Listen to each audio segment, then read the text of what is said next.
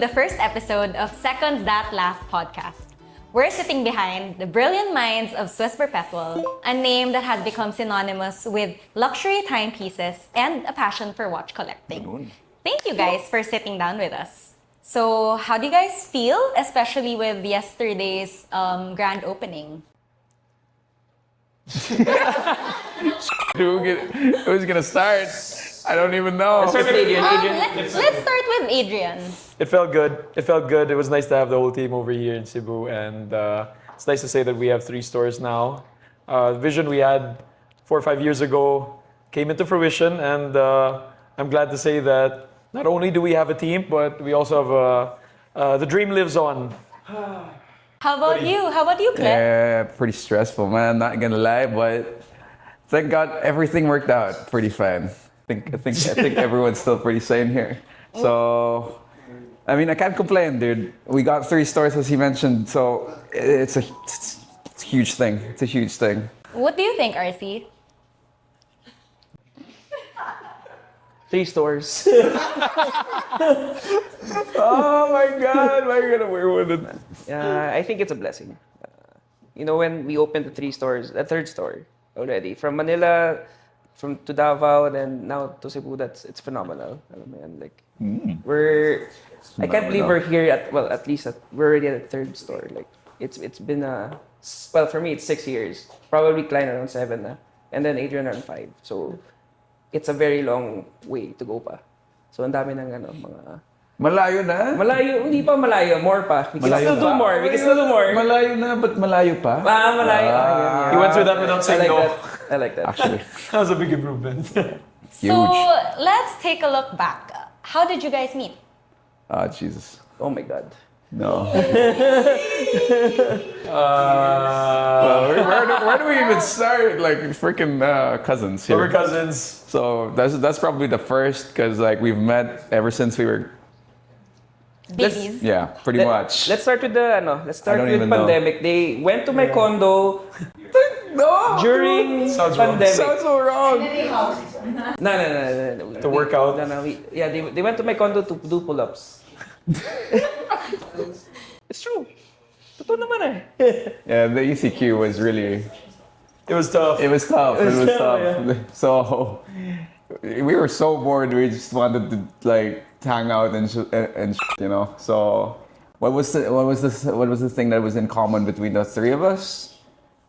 Just goofing out and watches, I guess. So, what made you That's how it actually turned out. want to start Swiss Perpetual? Well, Swiss Perpetual was really just initially was just a passion project of mine, and of course, like follow through with like expanding the brand. Arsee came in 2019. 2019. 2020? 2020. 2019, 2020. And then everything just, snowballed from there. What can I say? It's been... We were just 3 guys like selling watches. Exactly. We didn't really know what we were making money or not. It was more just like we were just having fun. Exactly. It was just a journey. Like I didn't really think much through it. It's just, we're just having fun from the very start. It's just from the 3 of us, and now look at us. We're a freaking team now. We have a freaking team. We have a team. Okay, so every brand has that turning point. What made you say like, uy, may potential tong Swiss Perpetual? Let's start with Arsee. My turning point was when I started together with Klein. We were. Oh no! Stop it, Klein. Okay. Anyway, I started with Klein. We started dealing with Seikos, to be honest. After the Seikos, he gave me a few Rolexes, probably 1 or 2 lang. Yachtmaster and a Sky Dweller. I remember that very vividly. I hope we were able to sell it after 2 months. 2 months during the pandemic, and that was pandemic. No, we were expecting that. Yeah, it was ECQ. Right? Yeah, was it ECQ, MCQ, and everything was like everything. It was a ghost town. Yeah, we couldn't do anything. We were like, okay, just take photos. Just try to market it, and then there was a potential buyer. We tried our best. Eventually, we were able to do the sale, and then yeah, dude, like that was so random, pa, because you know, cafes were closed. Everything was closed, and we met up in a closed cafe outside outside the restaurant, and that's where we dealt the sky dweller. Tama ba? Yeah, the Sky two-tone? Dweller. The Sky Dweller was actually beside, I think, near the condo of Klein, malapit Is it the lang white yun doon. tile? The white dial. Yeah, the white tile, under Klein's name. Under Klein's, yeah. I remember Under that. Klein's name, Klein Yutankin. Let's come back to us every now and then. Yeah. It's a boomerang. I think one of the turning points was when, well, I was still working for a different company at the time, no. Ooh, that's interesting. Yes, I was working together, with sorry, not together, pero sideline. I did sideline for Swiss, no. Swiss wasn't really like, you know, What it is now. yeah, what it is now. The inventory is not as big as before, no. But as much as we grow, as much as we want to grow that big, no. At that time, we didn't have the capital. Of course, we tried our best, no. But when the turning point was when I was laid off during that like sad time because of the ECQ, no. And then I told Klein, ano na, let's try this parang full time. That's such an interesting story. What about you, Cle? What made you think na parang, uy, may potential ang Swiss Perpetual? Dude, okay, let's not, I mean, yes, I am the founder, but the turning point was really from Arsee and from Adrian. So basically, I just made the brand, but that's it. Everything else, it's because of all from everyone's contribution, right? So this is a team effort for everyone. So Adrian, I feel like, you know, yeah, like the turning point when you started also, like I think that was When the was point. that? 2020. That was when we. When we were trying out new stuff already. Oh, yeah, I think I remember that. I was still working on that other business we had. Yeah, that's it. Buko juice. The buko juice. A guy who doesn't like buko juice himself, trying to sell buko juice, so that didn't work out well. And I was trying to find a way to reward myself. In comes Klein and Arsee, and they were telling me that they only did Rolex, and they were offered a Breitling, so I tried to buy into the Breitling. It started from there. I felt like, I think my love for watches really came to a turning point over there because I realized that I could afford these things, and even if they weren't really, I mean, this was just a 5-figure watch, so it wasn't what we have now. And I think from there, you realize the potential that you could turn into a business when you're able to make a few thousands from a watch that was basically pre-owned, you know. And but I think the real turning point was when we met up in I think it was your condo, and we discussed about splitting everything equally and finding an incentive system for the three of us to make sure that everyone had their own kind of pull. Yeah, yeah. And everything from then on wasn't just his watch, this one's his watch. Everything was sort of SP's watch. Yeah. I think that was the turning point. That was the I think turning maybe point. that's just for me. Yeah. I think from then on, everything was SP. It wasn't just Adrian. It wasn't just Klein. It wasn't just RC. I think from then on, it was SP. It was SP. Yeah, for the three of us, like the SP probably started there. The next milestone probably was when we opened the first store in Manila, and then gradually the next one, and then now we have the third one. Yeah. And the rest is history, ika And- nga. So, in your point of view, what do you think makes Swiss Perpetual different? Because there's a lot of watch companies growing now. That's true. For you, Cle, what can you say? What makes Swiss Perpetual different? Honestly, it's a case-to-case basis. I mean, if you've met us already and if you like dealing with us, that's good, you know. But as you mentioned, there's a lot of players in the game now. So, but if you come back to if you transact with us, then that's great, man. Like, thank you. Like, this is thank you for letting us or have the opportunity to deal with you guys. But yeah, what sets us apart, I don't really know. I think it's for like, this is like a personal thing already, and this is a personal business also. Like, how we want to do business with people is, we have like a connection with them. We build like rapport with people and with our clients, and that's what we've always been doing ever since the start. So that's what we keep on doing also. And it seems like the formula is working naman, so we don't. And so far, yeah, what do you guys think? I don't know. I just feel like every transaction is more than a transaction. Yeah, I feel like, for sure. I feel like before I even buy something or even sell something, I try to ask, what the client's motivations are, what brought him here, and what ultimately will lead them into going for their next transaction. And sometimes I've actually shot down transactions that I felt like didn't make sense. I've persuaded clients not to get watches from us because this, that. But ultimately, I think it's the experience that to gain their trust and ultimately to build a relationship more than just simply selling watches. I feel like we're there to give an experience, and I think that's where we kind of excel in. I think for the brand, no, it's very different with other dealers from end to end. So end to end meaning like from where we buy, from how we market, and also after. So it's before, during, and after. So the journey from there should be as what we feel is the buyers, the buyers should be happy. Actually, the word's always been happy, regardless of what they what we do. No, I think that's what set us apart. The customer must be happy.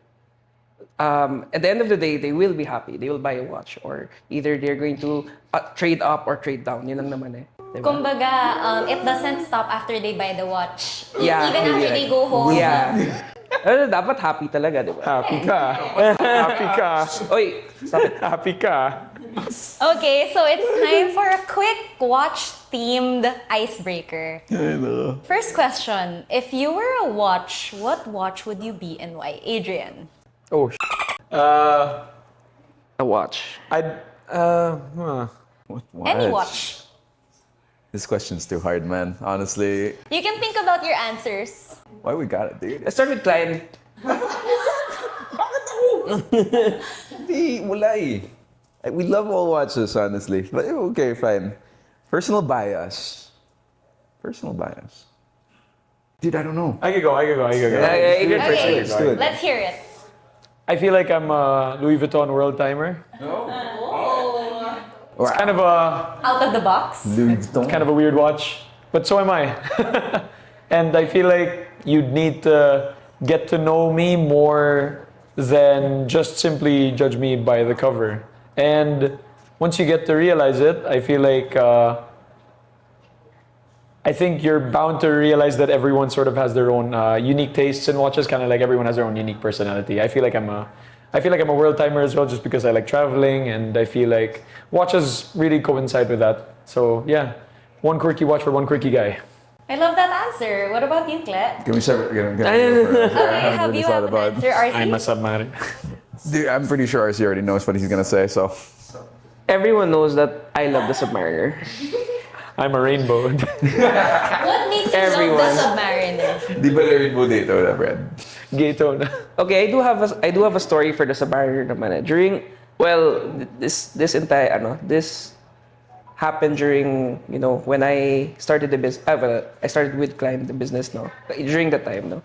We couldn't. Well, I was looking at the Submariner for a while, probably around 3 to 6 months, and I was like, you know what? I hope I'll be able to afford this one day. Wow, okay. And then eventually I was like, okay, we're getting big, like after a few months passed, no, I was offered a Submariner at retail, and I was like, okay, this is probably a sign, no. Hence the Submariner date. Submariner date. I didn't like the no date. Sorry. No haters here. Take note, guys. No haters here. Sub date. Well, I like using my watch when, writing a check. I think it's always been number one for me. Checking the time and then maybe using it as it is been made. So, or what's it made for? The utility. How it's supposed to be a utility, diba? So.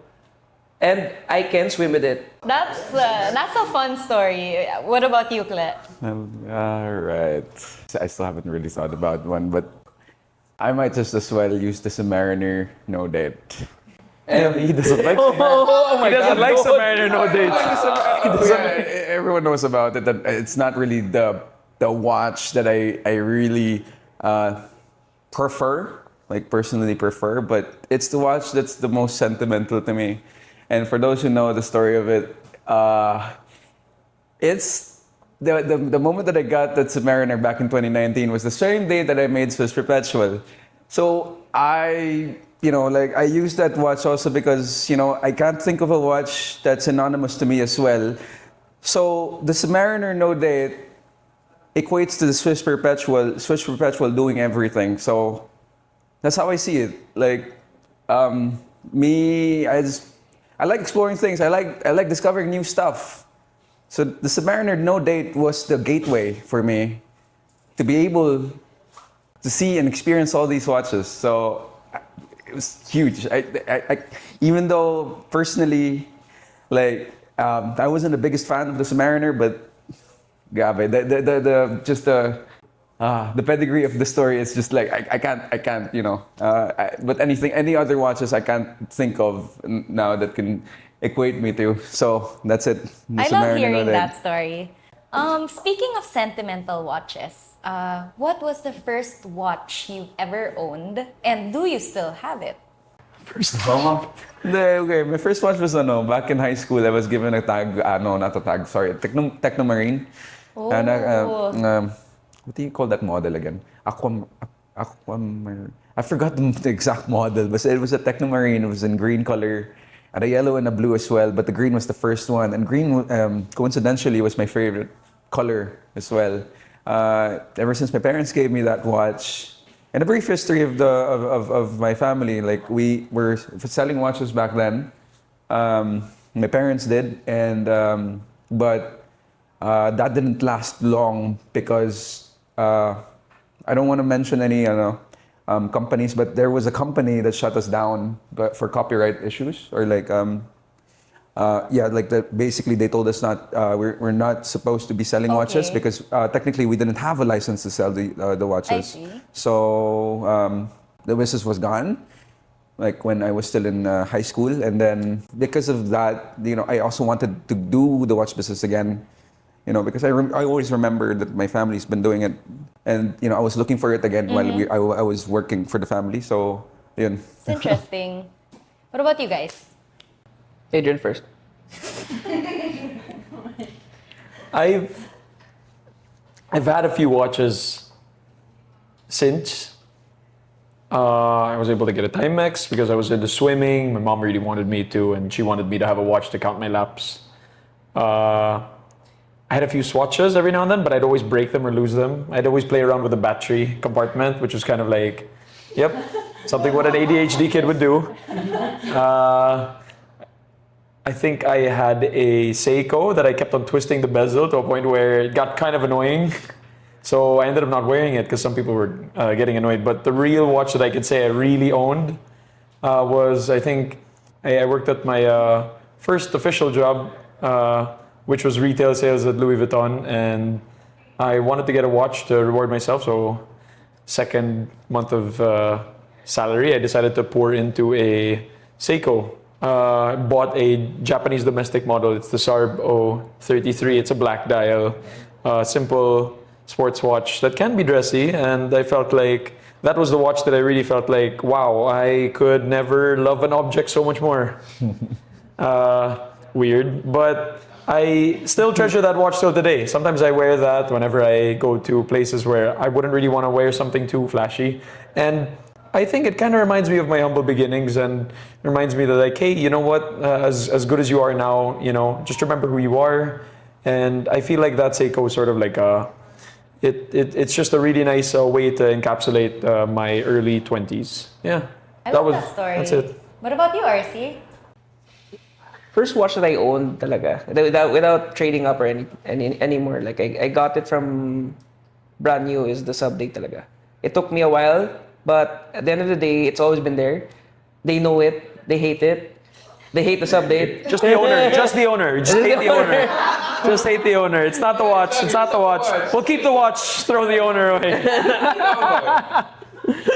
Let me get the watch. Come on. The my first submariner, my first love. Okay. So actually, yesterday we had the grand opening for the Cebu branch.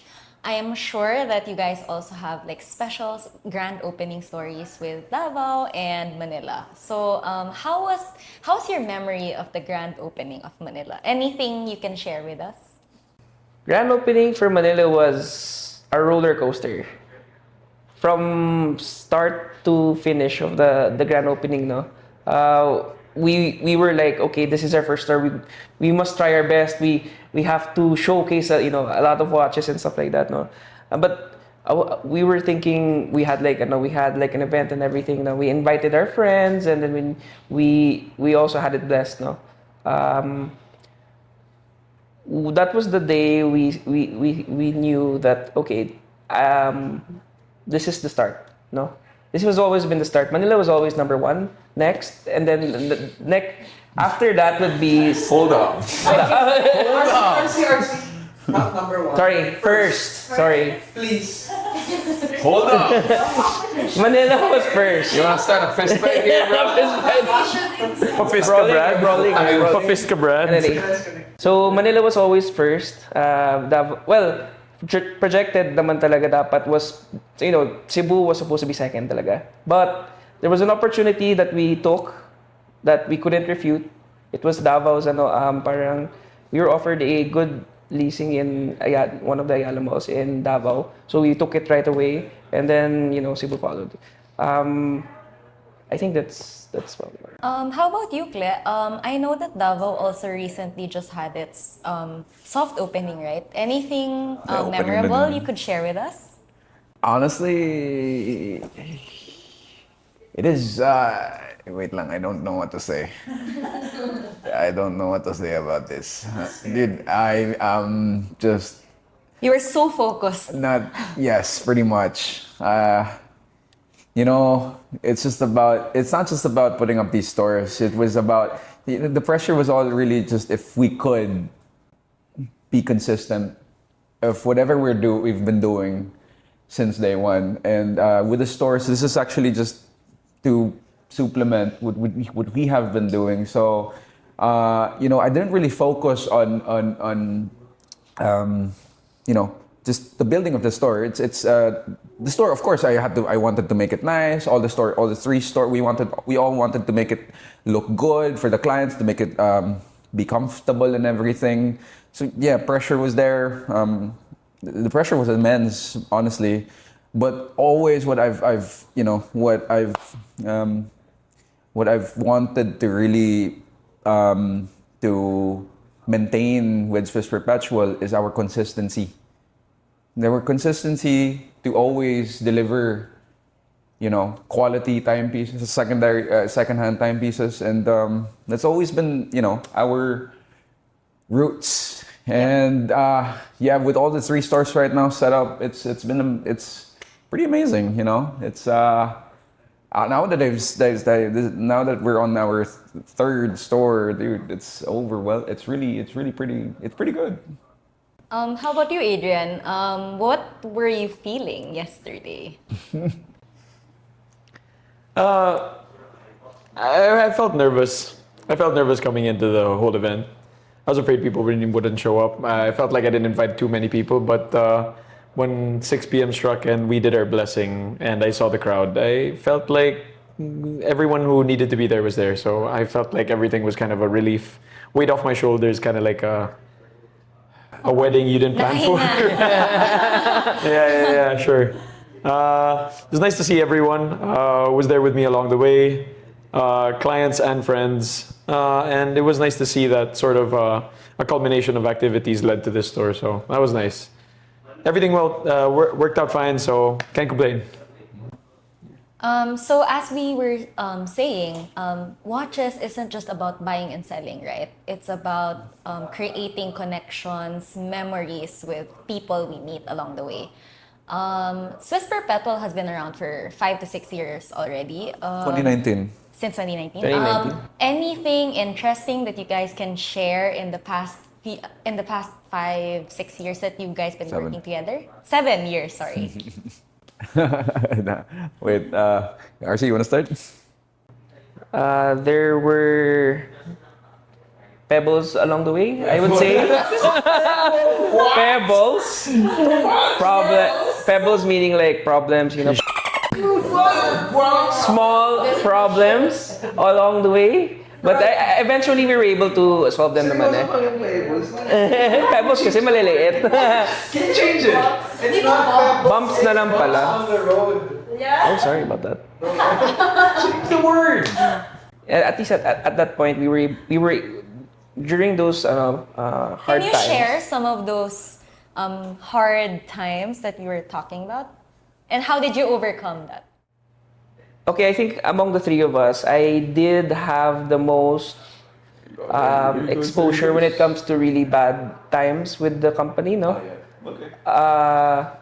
During, I think 2020, I forget, 2020, 2021, I met up with someone, one of our clients in Pampanga. 2023. Yeah, 2023, sorry. 2023, I met up one of our valued clients in Pampanga. At the end of the, I thought it was a smooth transaction lang, and then eventually it was something na hindi siya, wasn't expected. It wasn't ideal. Yeah, it wasn't ideal. I was in a position that I had to run away. So I was almost abducted, during that time, with some watches on me, I called my family right away once. I called my partners, of course. I think they needed to know right away about it, and then I called my family to come get me in the police station. During that time, they tried to hold up all the watches, which they did, gunpoint yon.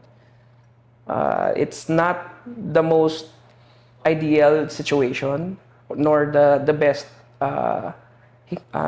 memory in the company, but I think it was one of those memories that we needed to fix. So what we needed to make it better with the company itself, and then so that's why we made a lot of protocols and stuff like that. Eventually, we wanted to open up a store. Actually, that has always been the I would say the dream.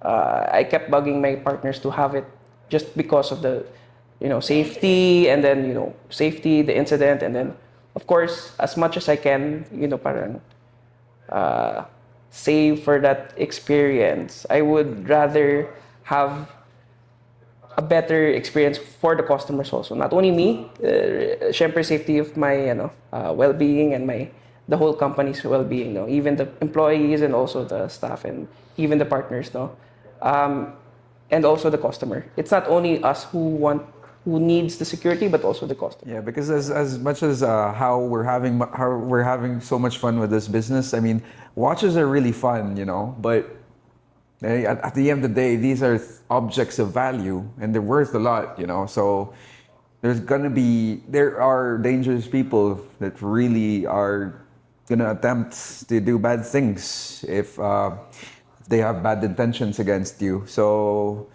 the business is really just to have fun, and it's not really to have fun. Of course, this is also what we're doing now to make a living, and this is also how we're putting food on the table. So, but it's nice that we do it for passion and also for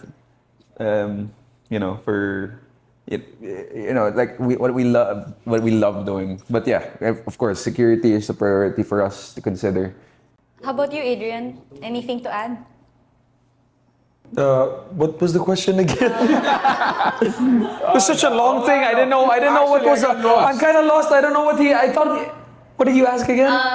For Cle and for Adrian, any special memory in the past 7 years of building Swiss Perpetual that you can share? What's your special memory? Oh man, when I got held up. Arsee. I know. Now, all right. Can we have a different? It was a bit negative from Arsee. Yeah, that got really dark. I was just like, what the 𝗕𝗃𝗃 Any special transactions or people that you've dealt with? Wala naman that. I mean, everyone stood out for their unique everyone's unique in their own way. A special memory. Special memory per se that was sticked out. So everyone that I've dealt with has unique, diba? So wala naman. I mean, so far we've been having fun naman at doing this consistently. And again, how about you guys? What do you think is special memory for? Anyway, I can't think of stuff right now. This is a different special memory, right? Anything could be a special memory. Your first transaction, your first big event, your first connection, your first big watch, yes. A nice special memory. What I felt was like, okay, I feel that, okay, this is nice. Like, I was able to sell to my batchmate. Oh, Yeah, so that's nice. So when I sold to my batchmate, when I was thinking, we were studying in the same school and everything, and we were basically growing up together, because we were like, we were a big batch, but I know some people only in my batch, and then I was like, okay, this person bought from me, and okay, that means I'm doing something right, and of course I'm doing something right, though. But it feels good that I can sell to. I felt that I was able to sell some type of item to my my batchmate. That's what I felt it was nice. That's actually really nice. Next question. Next question. Okay, so on to something lighter. What do you guys think makes a watch special? Since ito nga ang main business natin. I think we start with Klein because you wore 2 watches in a wedding. Wow, bakit naman? What watch are you wearing today? Hello. On my right hand, I am wearing an AP Perpetual calendar QP. And on my left hand, I have the Patek Philippe Golden Ellipse. Got barbecued for that. What's wrong with wearing 2 watches, guys? Can you answer it? Because someone asked if you're also wearing ankles. I don't think so. My ankles, As you can see the feet, there's nothing. there's nothing naman. Wala, hindi ako ganun. Pero yeah, like with the 2 watches thing during the event, that was actually just a coincidence because I was wearing Brian's watch. Yeah, Brian's watch. So it wasn't really my watch. It was coincidentally, they shot the video that I was wearing both watches. But sometimes I do it, What's wrong with double wristing? Like having 2 watches, it's up to you and what you want to do, So, sorry, what was the question? I knew that was coming up.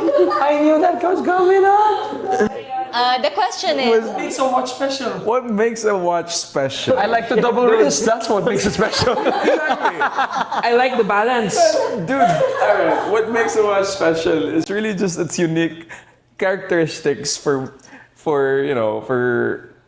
whichever model, whichever brand it is. Everything has its unique personality. Maybe that's how I want to call it, because how we choose our watches is how we can also reflect our personalities as people.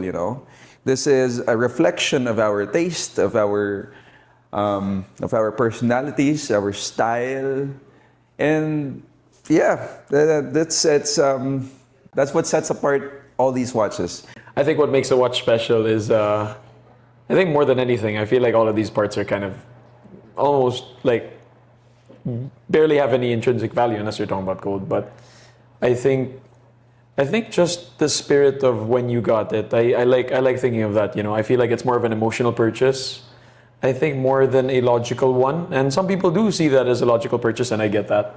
People who try to go for investments, and I don't mean to discredit them or say that what they're doing is wrong, but I think when you get a watch, I feel like it was a combination of good decisions, or maybe a stroke of good luck, or maybe just a nice way to remember something that went by.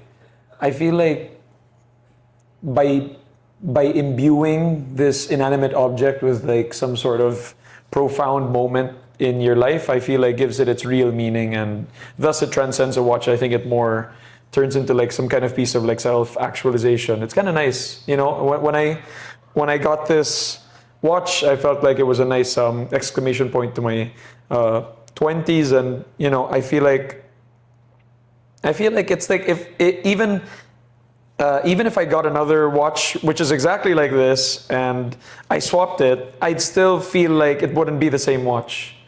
I know there's an analogy of this of like some kind of boat. Like I don't know if you know that. Like if a boat was made from the same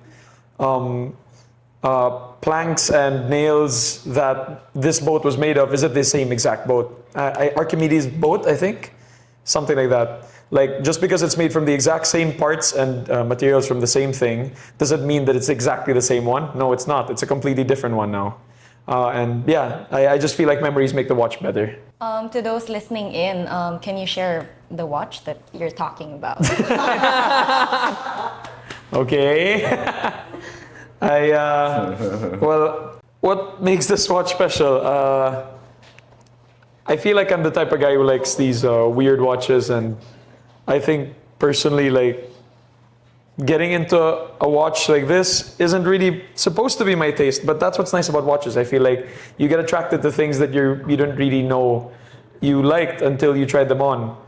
I wore this watch back when I was still working at my first job, and I really hated Rolex, but I didn't know this was a Rolex. So when I put it on, I was surprised to see the 5-pointed crown, and I said, what? This can't be a Rolex. It looks so beautiful. I felt like Rolexes were boring. Sorry.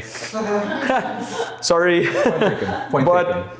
But now that I have it on, I feel like, you know, I don't know. I think that's what's so cool about watches. You don't really know until you've tried it, and this is sort of a story of that. And fast forward to just about a year before my wedding, and I had to choose between getting a Datejust or something that I really liked. I wanted to make sure that if I was going to get something, it had to be the one that had no compromise, that I wouldn't hold any grudge because I settled for it. So I work a little bit harder, and in the end of the day, someone told me that it was just a money problem. Just make more money, which sounds kind of wrong, but I will take him to that because I ended up getting this one. And till this day, I feel like I could survive with just this watch. And I feel like it's a story of no compromise, getting your dream, and Don't settle. not settling. Don't settle. Yes. Yeah, don't settle.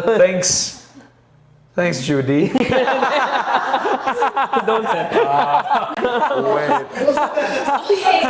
Okay, what about you, Arsee? What makes a watch special? I think it starts when you pick the watch that you like, and then eventually use them as you go. Because actually the journey from wearing the watch to, you know, like when you bought the watch and then you use it every day is a different story. Like there's a different feeling. You know that it's your watch. Let's say, you know, all of these watches, there are a lot of like Adrian said, you know, they produce a lot of the same watch, but the watch that you're wearing is what you wear every day compared to the other people who buy them, like the others that they sold to, but with the same reference and serial and model, no. But the one you're wearing is more sentimental because you're the one wearing it. That's where the story, that's where the journey starts. When you actually wear your watch. So I think with it becoming special is, well, one, you're using it, no? You get the feeling and everything, no? And that's what makes it special. You use it, diba? Yun. I love that. Okay, guys. So as much as we love to reminisce about the story of 𝗲𝗏 Perpetual, it's also exciting to look forward. What do you guys envision to be in the next 10, 20 years what's in store for 𝗲𝗏 Perpetual? Oh, Jesus. With the current setup, no, we have 3 stores already. We want the 3 stores to, you know, be known with each city, no. So Davao, and then Cebu, and then Manila, no. Eventually, we do hope that, you know, we can make another store, but of course, we do still want to build the brand more. We still want to have more traction. I think it'll take a while before people know or speak about us, no. Which eventually time will tell until we expand again. That's the usual answer naman, eh. All right. I got something to say. What I envision ourselves to be doing 10 to 20 years from now is pretty much the same as what we're doing right now. And what that means is staying consistent in whatever we've been doing since day one. And that's delivering good timepieces and making new stories, you know? I mean, everything else is an addition and a supplementation. I'm not sure if that's the other. Yeah, it's a supplement to you know, what the core business is. So, yeah, 10 to 20 years from now, I still hope and I still wish that we're still selling good watches. Yeah. So actually, marami nang nagsastart to be watch dealers, watch traders. For you, what's it like being a watch trader ba? And can you share a few tips on how... Oh, yeah. Arsee? Why is it always me? Being a watch dealer has always been, it's important when you buy the watch. When you buy the first step has always been buying the watch. Once you buy the watch at the price that you can probably and possible sell the watch, then you're good. But being a watch dealer is very, it's something that we don't feel tired. I don't know, I just noticed with the three of us now. We don't feel tired when we talk about watches. And we try to sell watches and it's fun. It's fun. Actually, the word has actually been fun. Fun lang talaga. I just want to reiterate on what Arsee just mentioned because I'm not sure Arsee explained that properly. So from day one of getting the watch, right? From day one getting the watch to delivering it to a client, from very start to finish, kailangan na yung ano mo yun na you've covered all the bases of Checking the watch? yeah, check the checklist of the quality of the watch itself, diba? Because as these watches go, diba, they are they have varying condition or kung anong included sa kanila, like box and papers. Not being too technical about it, pero you know, these stuff are actually important as well with the package of the watch. So we make sure, you know, that everything is the watch is pristine in condition. Like parang hindi namin kinukuha yung mga sobrang bugbog na watches.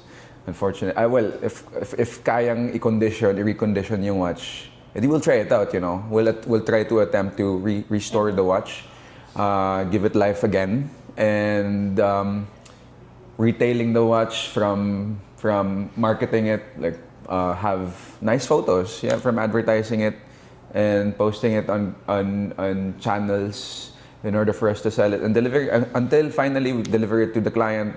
And that's about it. That's like the journey from one watch to like from basically like how start yeah finish. From start to finish. from start to finish of how a watch dealer is like day to day, you know.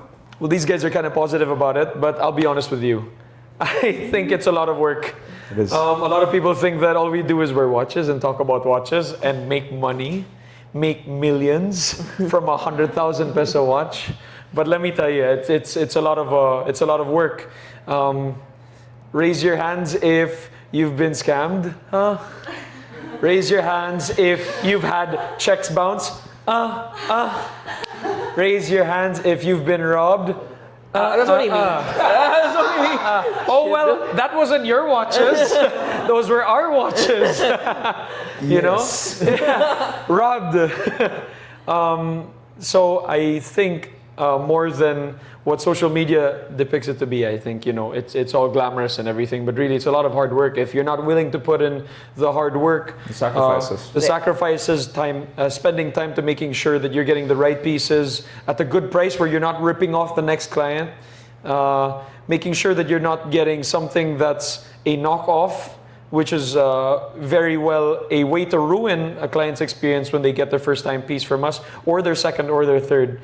I think being able to put in the work is what being a watchmaker is. I think it's making watch dealer rather. I think putting in the work is exactly what being a watch dealer is. It's start, stop, and then finish, but also beyond just the sale. We also take care of the clients after they've transacted with us, and we'll continue to do so as long as they'll be wearing our timepieces.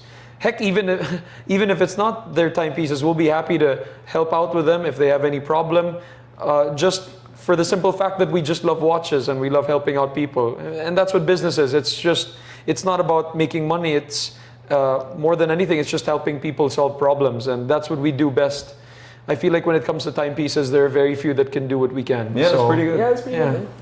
So more on the technical side, if you could choose one watch complication, which one would you pick and why? Mine's too simple, so I'm not gonna answer this. It's just a date and seconds, date, and time. That's all. It's easier to use, easy to maintain. It's easy. It's easy. So, it's cheaper. I love that. A very practical answer. Very practical. Next, Adrian. Is it a complication? Not really. What is it? What is it? Precious metal. That's not a complication. Fine. My life. Oh my God! The founder. No! Swiss Perpetual goes to hell. What's a complication? Gold. I like my gold. Bling bling, dude. Bling bling. Sorry, guys. I like my watches where they can tell my net worth. Sorry, guys. Cute. He just loves gold. That's all. Sorry. Next na lang si Adrian. Si ano na lang. Expounded the Hindi, gold. ano man. Alright, since Dito we've naman already mas started it, gold watches. Sorry, it's not a complication, but intrinsically. Personally, for me, I think complications are kind of funny. A lot of people would go for dates. A lot of people would go for gold. Yes, sir. But I think when you're talking about complication, I think complicated. The more complicated, the better. You know, the more useless something is, the more mundane it is, the more it can start a conversation for me. At the end of the day, I think that brings a whole lot more value than just any other complication that you can see in every other person's watch. Case in point, one of the watches that I get the most amount of compliments on is our joint watch for the three of us. We have this we do have Christopher one. Ward. Uy, that's a nice Exactly. story. Yeah. It's a Christopher Ward Bel Canto. Every time I bring that baby out, I don't know why. Everyone just looks at it. And they can't help but ask. It's such a weird watch. And why? It only tells you the hour. It only tells you the minute. But more than that, it has a complication that not a lot of watches have. Yeah. To give you the answer, the harder to make the complication, the better. So in this case, a bel canto, an hour chime. Sure. Or a chiming hour? No. There's a right word for this. What's the... Hour chime. Art? No. A striking hour. A striking hour. The striking hour complication in this case is my Christopher best Ward. The Christopher complication. Ward. So you mentioned that Christopher Ward watch. Can you tell us the story behind that? Why does the three of you have that same watch brand? We have different colors, by the way. Yeah. I'm just saying, that doesn't have to be the same. not gay. watch. Yeah, it's not gay. It's not gay. No All different homo. colors. No homo. I'll be honest with you, it was my bad. It was him. It was pretty much him. I made the whole collective Swiss Perpetual around 600 plus poorer that day. I was scrolling through social media, which is, by the way, very bad influence on my part. And I happened to check on a piece from Christopher Ward. They just released it by then, and they were trying to sell it on a pre-order basis. It was around a 1 year wait, according to them. And I showed it to my business partners, saying that, oh, this watch looked kind of cool. Klein doesn't really fall far from the tree because we're cousins, so he got on board and went for the salmon dial because I went for the purple, the weirder the better. And when Arsee saw the ice blue, he just couldn't help but break his one watch rule and cheated on his Submariner. So, funny thing is, we thought it was a 6-month wait. Later did we know that it kept on extending. They gave us so many extensions that it lasted more than a year. It was around 1.5 year wait list. But it felt nice. It felt nice. The journey was good. Diba in order natin yun nung kaka-open lang natin? Yeah, we just opened the store. We ordered that. We were like we were wearing different watches in the store opening. So you're like, that's not enough. Gusto natin Crap, na that's we not- have something in common with the three of us. Well, that's it. We don't have but now we barely a common watch. Now we wear it. No, I wear it. I wear it. This guy doesn't wear it because he has Okay, too fine, many I don't watches. What's his favorite complication? Gold. Now I feel basic right now. No, this is just like for the double wrist watch thing. Bakit na naman? Because, you know, how did you feel becoming a controversial topic Sobrang controversial. during that viral video? And Get cooked, boy. for the partners, do you think it's normal to wear double wrist watches? It's not normal, obviously.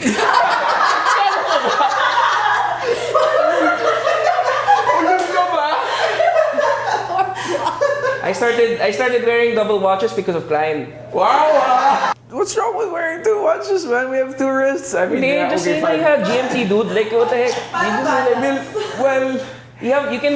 I just wanted to look at both watches at one time, so... I want to enjoy two at once. Exactly. Oh, that's so bad. Well, walang double meaning whatsoever to, ah. Just really passionate about watches. Exactly. Oh, diba? That's it. Also, wearing watches are kind of it's impractical as is anyway. Exactly. We don't even like sometimes when we're like when we have even with one watch you still look at your phone anyway. Exactly. So why even wear one watch? What's wrong with wearing Wala two? lang. Gusto ko lang dalawa. Wala Bakit? eh. Kung may Patek ka at may Rolex ka, Oh, di no, ba I ka can na answer. pumili? I can answer this though. I would say Klein wants it because it's balanced.